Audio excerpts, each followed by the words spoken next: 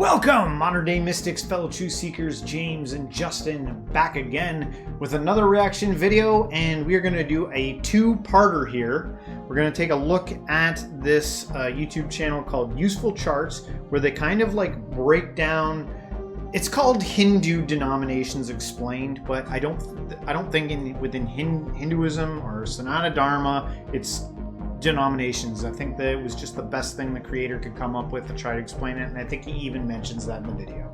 So we're going to learn a bit like how the belief systems kind of spread out, and how it works with different beliefs. So we won't keep you guys waiting. Let's get into it.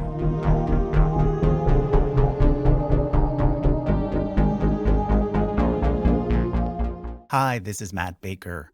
So far on this channel, we've done videos about Christian denominations, Jewish denominations, and Muslim denominations. Well, today we're going to branch out beyond the Abrahamic religions and take a look at Hindu denominations.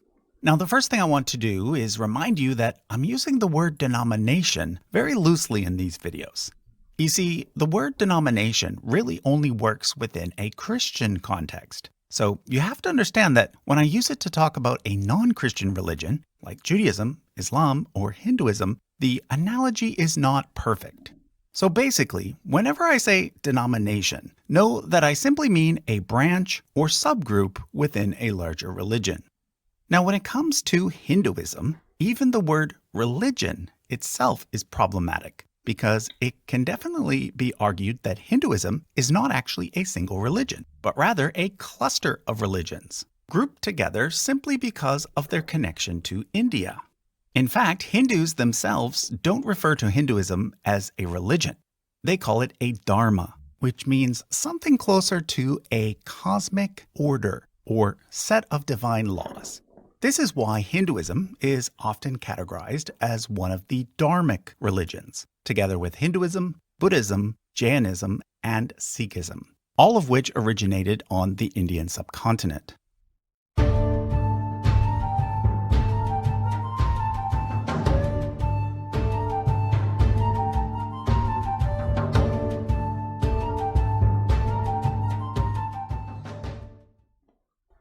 Now, the one thing, and this is often the only thing, that most non-Hindus know about Hinduism is that it has a lot of gods.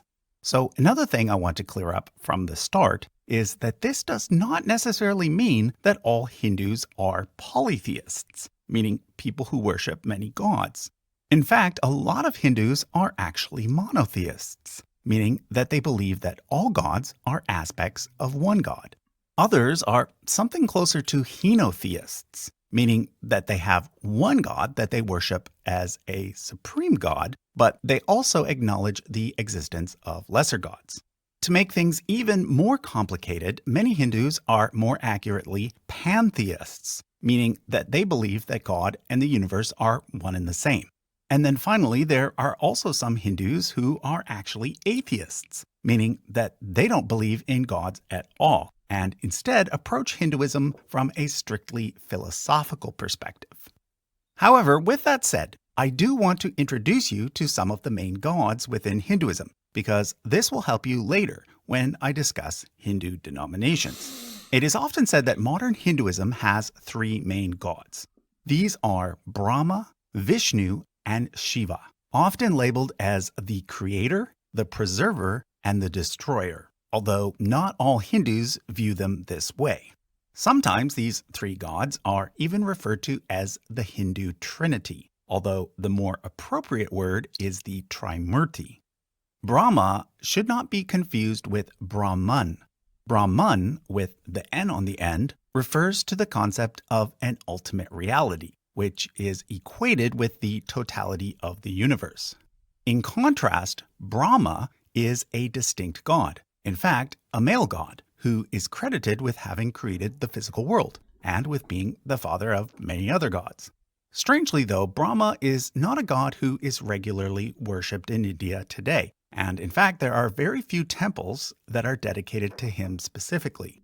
The easiest way to recognize him is that he is usually depicted as having 4 heads. Vishnu and Shiva are much more popular. Vishnu is usually depicted with multiple arms, a blue complexion, and one hand holding a shell. You'll also usually see him sitting on a giant, multi-headed snake. And note that I said him. Vishnu, like all three of these main gods, is male. He's also well known for having been incarnated many times on Earth, his two most popular incarnations being Krishna and Rama. Shiva can be distinguished from Vishnu because he has a more wild appearance, matted hair and clothes made from animal skin. Also, he's almost always carrying a trident. Now, each of the three main Hindu gods also has a female consort, or wife. Saraswati pairs with Brahma, Lakshmi pairs with Vishnu, and Parvati pairs with Shiva. If you see a goddess sitting on a white lotus flower playing a stringed instrument near a peacock, that's Saraswati. And if you see a goddess sitting on a red lotus near elephants with coins somehow being poured out, that's Lakshmi. Otherwise, it's probably Parvati, or one of Parvati's many alternative forms, such as Durga or Kali. Another popular god in Hinduism is Ganesh. He's easily recognizable because he's the one with the elephant head. He fits on the family tree as the son of Shiva and Parvati. Finally, let me introduce the Hindu gods for the sun and the moon, Surya and Chandra. Now you know why. All right, so far super structured, but he's doing it clearly, so I like it, and I think it's good for this video us. is super helpful. I love it is super helpful to see it in this format. You know, we've been exposed to this stuff many times now. I just feel like some of it's finally starting to sink in. Yeah. Bear with us, all the different religions that we watch. Yeah. We might just be a little slow, but this is like helpful. I'm like, oh, I'm starting to make connections there, seeing it in that way. Yeah. I always keep thinking, for some reason Brahma always sticks out because he's always like, he's kind of like the lesser of one. I'm like, why? Why did he get like as the creator? Brahma, the out of the Trimergy, like he's at the top there. Yeah. Well, he's noted, and in many of the videos that we've reacted to, it's usually like you're either on like Team Vishnu or Team Shiva, and Brahma tends to not get as much attention as the other ones. Really? And I'm just curious as to why that is. Like for the experienced people out there that actually know what's going on here. There's such a visual component going on. Like the visuals might appeal to something, like Lakshmi's literally got coins coming out anytime you see her. Like that probably appeals to a lot of people. And I hate to say it, I hate to sound ignorant, but it is true. There's such a psychedelic view to these. Like I get affected just by looking at the imagery, and I wonder if there was sometimes I wonder if there was like a time when things got added and this started to coalesce and come together as what we know today. Yeah. Like when you see earlier versions of certain incarnations of things, like like in literally pop culture, like you'll see like the first iteration of some superhero or something. Yeah. There's very basic the first time you see them.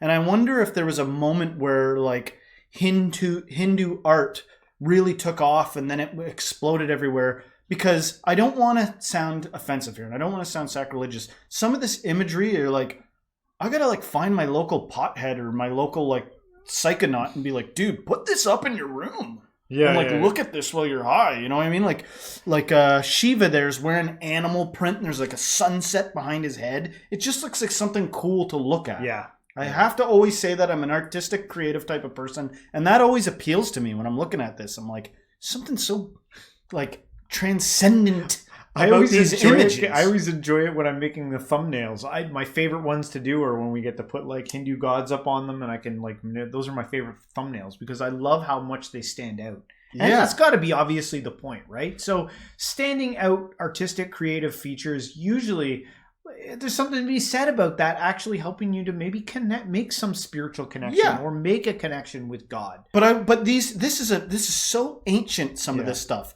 And I look at it now and I look at the picture of Brahma and it makes me go, oh, like they're always sitting on these giant lotuses playing an instrument, and it makes me think of like a Garden of Eden situation. Yeah. Like I wonder if forever in the past things were flourishing and beautiful and plants everywhere and everybody was wearing gold helmets and stuff, but I'm like, maybe that's just the artwork that's only been around the last couple of hundred years. Yeah. Maybe I would have a different impression if I was a Hindu 200 years ago. Yeah. Maybe it was all verbal communicated and the art wasn't as big. It's like you might find the odd piece of art. Or was it like, no, man, for thousands of years, it's been this psychedelic, bright colored thing. Yeah. Then I would be like, maybe in ancient times, everything looked like the Garden of Eden and was psychedelic. That's what I and suspect cool after and- watching so much of this stuff. I have a feeling that like we've like killed our planet. Yeah, I'm like- everything's very angular and grayscale. Yeah, You but know? we're only a quarter of the way through this, so we're going to continue. We Yeah, haven't we gotta even move got on. into the denomination section of this. So I know, but you're right. Yeah, I would just want to reiterate that point about not hearing so much about Brahma, because you look down several tiers and you're like, okay, there's Ganesh below. Yeah, There's Krishna, and Rama, the Rama avatars of below Vishnu. them. Yeah, Now, maybe let's watch more to figure out what that means. Yeah. Maybe it's not really about belowness at all. yeah, You know, they're the offspring of them. Why the Indian space missions to the moon are called Chandrayaan, Yan meaning vehicle. There are, of course, many more Hindu gods beyond these ones, but I'm going to stop there for now. Next, I want to introduce you to the main Hindu scriptures, or holy writings. Unlike Christians who have the Bible and Muslims who have the Quran, there is no single book within Hinduism that is directly comparable to these two. Just like Hinduism has many gods, it also has many scriptures. These are divided into two categories: Shruti, meaning that which is heard, and Smriti, meaning that which is remembered. Shruti is considered more authoritative, and it consists of the 4 Vedas: the Rig Veda, which is the oldest, followed by the Yajurveda and Samaveda, and finally the Atharveda, which is the most recent. In turn, each Veda also has 4 parts, or layers. The oldest layers are the Samhitas, which are kind of like hymns or prayers. Next, there are the Aranyakas, which are instructions about rituals and ceremonies. And then the Brahmanas, which are commentaries on those instructions. Finally, there are the Upanishads, which, keep in mind, were added last.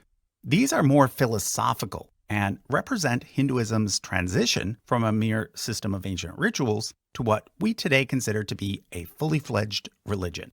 Smriti consists of an even larger collection of writings. I'm going to mention just 3.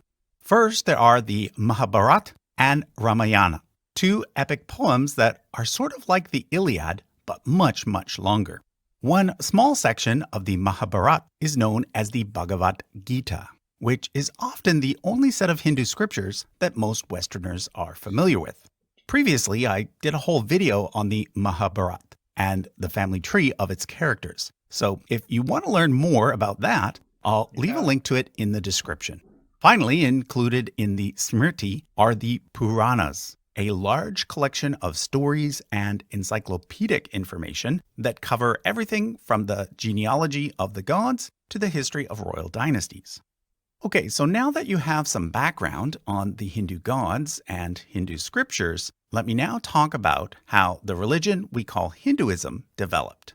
Like I did in the Christian series, I'm going to offer you 2 scenarios. The one that is told by those who take the Hindu scriptures literally, and the one that is told by secular academics. According to the traditional Hindu view, the people living in India today are the direct descendants of the people who were living there 10,000 years ago. And throughout that entire time, the Hindu religion has pretty much been the same. In fact, one view within Hinduism is that history is cyclical and made up of 4 ages, with each one being worse than the one before. Once the 4 ages are completed, the whole process repeats itself. Currently, we are in the 4th age, which started around 3100 BCE, around the time of the Mahabharata War. According to the traditional Hindu view, the most important scriptures, the Vedas, are authorless and were revealed to certain sages before this through intense meditation. However, near the end of the 3rd age, a sage named Vyasa compiled them in the form that we have them in today, in addition to writing the Mahabharata and the Puranas. Now, as you might have guessed, the secular view of how Hinduism developed is quite different. According to the academic consensus, what we call Hinduism today evolved slowly over time and has its roots in at least 3 different places. One of these is the Indus Valley Civilization, which is one of the 3 oldest civilizations on Earth, the other 2 being Egypt and Sumer. However, unlike with ancient Egyptian hieroglyphs and Sumerian cuneiform, we cannot read the writing left behind by the Indus Valley Civilization, and hence we cannot know for sure what their religion was and how it might be connected to Hinduism. There are some tantalizing hints, though, such as this Indus Valley seal, which shows a figure who shares certain attributes in common with the Hindu god Shiva. Then there are local folk religions that likely developed throughout the Indian subcontinent, each with their own local god. To this day, there are rural villages in India that still follow a kind of folk Hinduism that combines certain Hindu practices with the worship of a local god who actually predates Hinduism.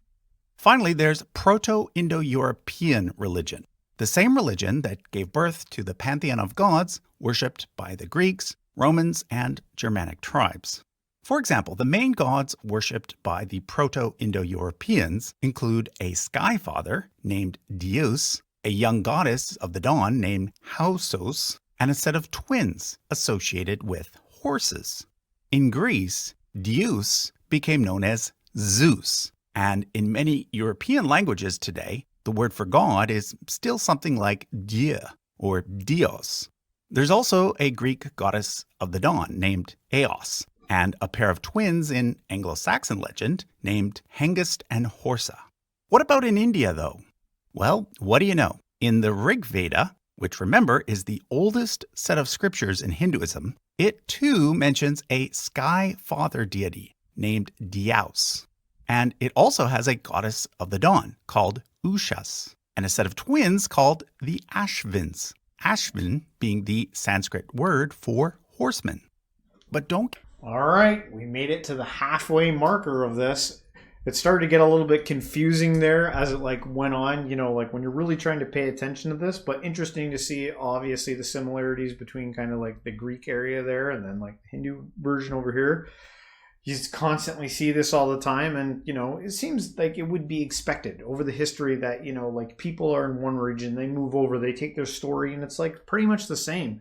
Me and my wife were talking about this the other night about because we went and we watched that movie Heretic, right? And it was talking about the control of religion, but it that was the point of the movie. But it got us to asking that conversation, having a conversation on the way home about what do you think about religions? Do you see them as controlling the people? Tools to control. Yeah. And is that what they are? In some case, I see it as yes, sometimes it can be a tool to move the people, but it can also be a tool to spiritually liberate people. It can be many things. There's a dark side, a light side. I don't know why that's necessarily kind of what came to my mind. It's just fresh in my experience, so I thought I'd bring that up. But... Well, it's amazing. One person finds out the monomyth. Do you know what the monomyth is? No. The monomyth is the Noah's Ark. Yes, yeah, that story. And some people hear that let's just say, for instance, of Christian religion, they hear about Noah's Ark and they're like, look, it verifies what I thought, because all over the world you find it that there's Noah's Ark. There's flood stories. There's flood stories or something like that, right? Rather than being oh, it's just a lot of people had that story, And there's people that went back when we were, practicing Christian type stuff that would come and be like, look, man, there's all these things that predate Christianity that talk about a virgin birth, and the God is known as the Son, or is the Son. There's this argument that if you go back into Sumerian and all this stuff, I got to be careful here because I'm a little bit ignorant and I don't know exactly what I'm talking about. But there's this idea that people adopt other people's religions, that when people are taking each other over far and back in time, they'll be like, we'll just change that to that happened to us because I like that. And things get... But to me, it's fascinating that things go back so far and that multiple people saw it that way. And you can really just choose... for personally if that's going to justify what you believe, or make it so that you can hold what you believe a little lightlier. Yeah. Like, I feel like holding this a little more lightly. Look, there's evidence that to make me chill out a little bit. But there's also evidence to make me take this a little more seriously. Maybe there's something to this. Yeah. It's ancient in nature and goes all the way back. And we're not even the only ones that believed this. Yeah. Maybe that justifies one of the standout features is that they distinguished right away that there was like those who take this literally as like this is, and then there was also like a secular community. Was it like that like way back in the day? And was everyone friends? We're like, okay, you take it literal. That's cool. We take it more of like an academic kind of a view. We don't necessarily turn into a compound perspective. I like the perspective of the mystic that's like, you can literally take this stuff literally. And I've literally had, Shiva appear before me and edify me. And then there's the historian. I also would weigh that against the historian's perspective that might have just perchance, maybe there's a historian that verifies whatever you believe. Yeah. But there's also, if there was a historian that had a different view, I would take that too and create what I call a compound perspective. Yeah. Looking at things from multiple perspectives at once. It might be many things. There might be multiple realities occurring at once here. I don't want to get too heady here. Do you know what I'm talking about? I feel like here in the West, we might be catching up to that idea of being able to have what you're talking about, a kind of a compact perspective, because anyone can, or compound perspective, because I feel like for a long time, for the last maybe 100 years, with say take something like traditional Christianity, it was like, no, there's only a literal way to take this. There isn't as we move out of brutality. Yeah. Like when I was growing up, there was still remnants of like, you believe it exactly like this, right? And if you said the wrong thing, you might be in trouble. Yeah. And as things progress worldwide, I would suggest taking on something that I call a compound perspective. Like it could be multiple things at once. Maybe there's a little bit of validity to this. And I can set things down for a time and pick everything up and interchange my perspective for lucidity. I mean, things are awfully novel at this point in time. You could have a bunch of hyperlinks on a computer going on. We're literally like projecting thought hyperlinks in manifesting it into technology. Like close that window, open this window, have these both running at the same time, hatch them, know. That's all I'm suggesting is that might be a fun way to balance your beliefs. Yeah. Try being adamant about something. Try being not so adamant in some other way. See what happens. Yeah. It's got awfully ranty. That's the end of part 1. Okay. All right. Hopefully you guys did like this part 1. Stay tuned for part 2. Make sure to check that out. If you like this, don't forget to hit the like, subscribe, share this with a friend, and everyone till next time, stay spiritual.